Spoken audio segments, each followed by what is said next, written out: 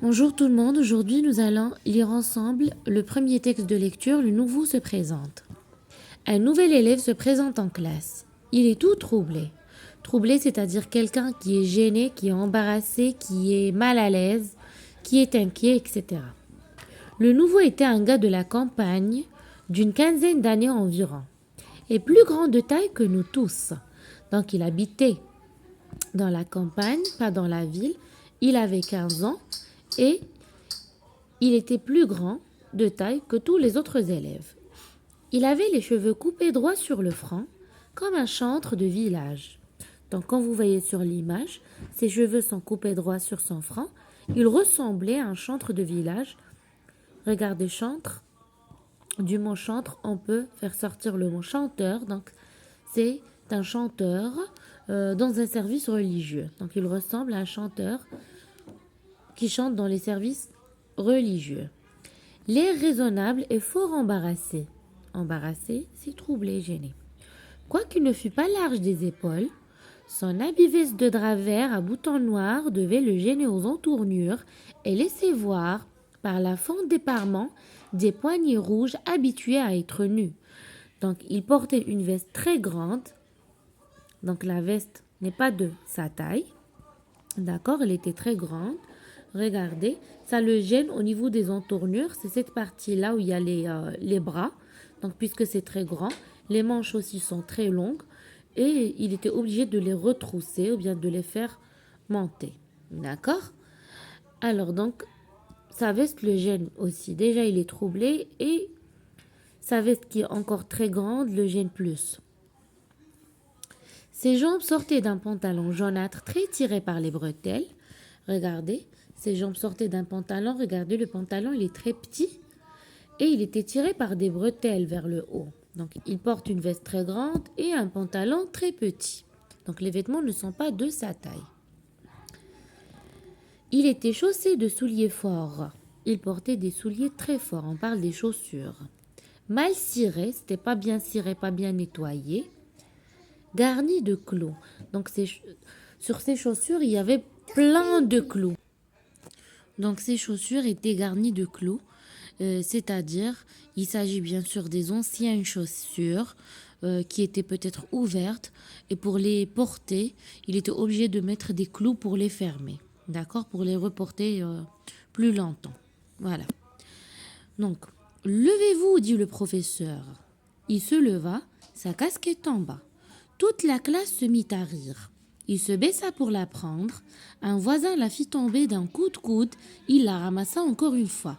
Ici, son professeur lui a demandé de se lever. Il se levait, il a fait tomber sa casquette et il voulait la ramasser. Il l'a ramassée la première fois. Un voisin, un camarade, quelqu'un de sa classe lui a fait tomber encore une fois sa casquette avec un coup de coude, avec son coude, et il l'a ramassé, le pauvre, encore une fois.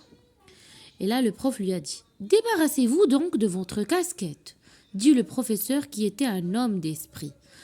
Il lui a demandé d'enlever ou bien de ranger cette casquette. Ce professeur qui était un homme d'esprit, c'est quelqu'un qui est très cultivé, quelqu'un qui est très intelligent, voilà. Il y eut un rire éclatant des écoliers qui décontenança le pauvre garçon. Alors les élèves, les écoliers, ce sont les élèves, ont commencé à rire à haute voix. C'est voilà, un rire éclatant qui troubla encore plus et gêna encore plus l'enfant.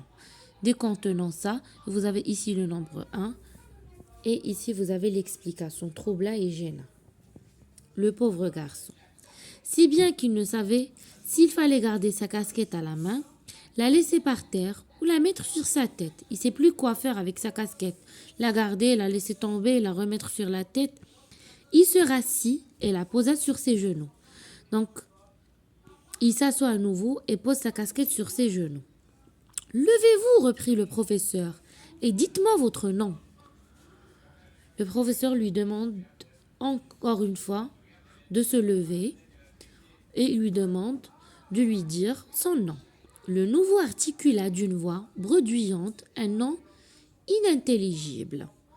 Alors, il articula son nom, ça veut dire il dit son nom d'une voix bredouillante, ça veut dire une voix hésitante. Un nom inintelligible. Un nom inintelligible, pardon, c'est un nom incompréhensible. C'est-à-dire, le professeur n'a rien compris. Il lui dit répétez. Le même bredouillement de syllabes se fit entendre, couvert par les huées de la classe. Ça veut dire dans le bruit des élèves qui n'arrêtent pas de rigoler et de crier. Et de lancer des rires éclatants. Plus haut, cria le maître, plus haut. Le nouveau, prenant alors une résolution extrême, ouvrit une bouche démesurée et lança plein poumon, comme pour appeler quelqu'un, Charles Bovary.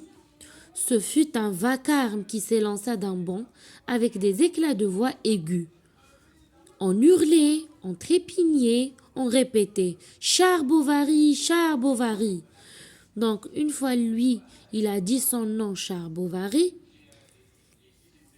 il y a eu quoi? Un vacarme, c'est-à-dire un bruit très, très fort. Un bruit très fort. Et des éclats de voix aigus. Donc, ici, on parle de bruit. Les élèves ont commencé à hurler, c'est-à-dire crier, trépigner, c'est-à-dire taper avec leurs pieds le sol, et ils n'ont pas arrêté de répéter à haute voix Charles Bovary, Charles Bovary. Cependant, sous la pluie des pensums, donc pensum, là on parle des punitions, l'ordre peu à peu se rétablit dans la classe et le professeur parvenu à saisir le nom de Charles Bovary. Alors bien sûr le professeur était obligé de faire des punitions, de donner des punitions aux élèves qui n'ont pas respecté leurs camarades et qui n'ont pas arrêté de hurler, de trépigner, de crier. Donc quand il a donné des punitions aux élèves, l'ordre s'est rétabli en classe. Donc les élèves se sont calmés. Alors, et là le professeur il parvient à saisir le nom de Charles Bovary. Se l'étant fait dicter, épeler et relire, commanda tout de suite au pauvre diable d'aller s'asseoir sur le banc de paresse au pied de la chaire. Au pied de la chaire, il a demandé de s'asseoir. Voilà, sur le siège élevé d'où parle le professeur. Très bien. D'après Gustave Flaubert, Madame Bovary, collection classique ici, Hatier. Donc ici, on a bien sûr le nom de l'auteur. Très bien.